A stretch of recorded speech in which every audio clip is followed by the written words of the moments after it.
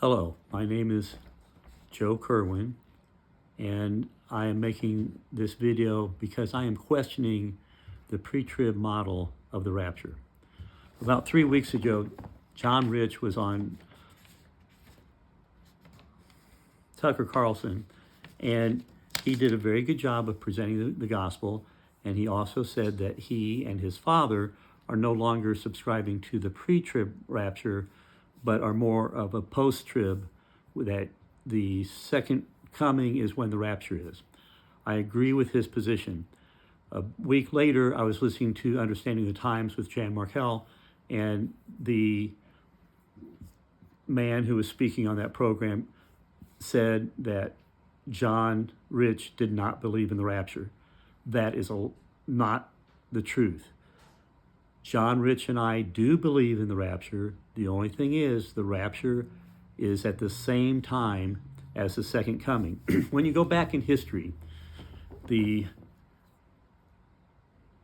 first century Jews missed the coming of their Messiah because they were looking for a conquering king that would come and get rid of the Roman Empire. Today, there is such a strong adherence to an imminent pre-trib rapture that they can't even recognize that we're already in the tribulation. So why do I say that? I truly believe the Hamas war was a literal fulfillment of Revelation 6, verses 3 and 4. When I first got saved 51 years ago, I was so excited to read all these Bible prophecies. I thought everybody, if you just look at what Jesus fulfilled in his first coming, you can see it in the Old Testament, and you see the New Testament fulfills it. I'm like, why wouldn't anybody believe in Jesus when you look at how specific these prophecies are? And there was a prophecy I especially liked was Isaiah 53:9, because it's talking about when Jesus died. It says that he would be, his grave would be with the wicked, yet with the rich man in his death. After the crucifixion, we can go back and say, yes, he was crucified between thieves and then laid in Joseph of Arimathea's tomb. But you would not have guessed that before it happened. So some of the people, when you look at the Olivet Discourse, and I'm using the Matthew 24 version, Jesus says in verses 37 and 38 that his second coming would be like the days of Noah.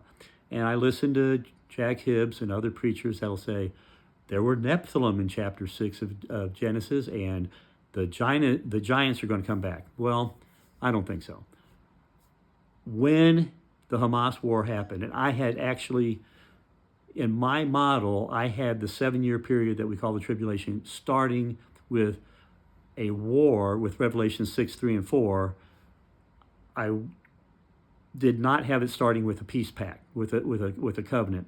Now, I recognize the white horse of Revelation 6 came first, and that was an enigma to me. I quit looking for that about 6 years ago when Trump was president, because I couldn't find anything in the Old Testament that correlated to it. There just wasn't enough information for me to know who this person on the white horse with the bow and the crown was. So I think it was 2022, a pastor, Francis Chan, was saying that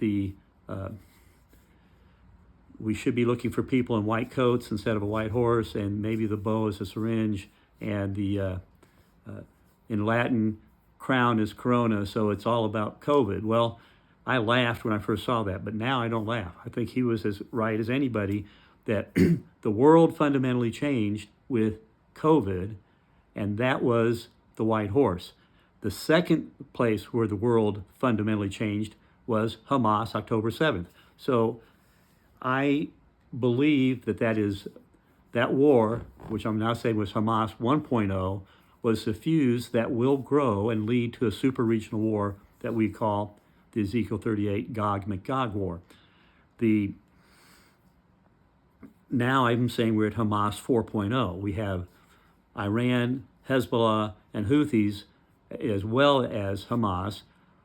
When will you people start looking at your model. I had to completely rewrite my model when I saw the Hamas war. So I'm going to close this for now, and I'm hoping that you'll be interested. I do have a Bible study on this. There's things I would like to share. Thank you.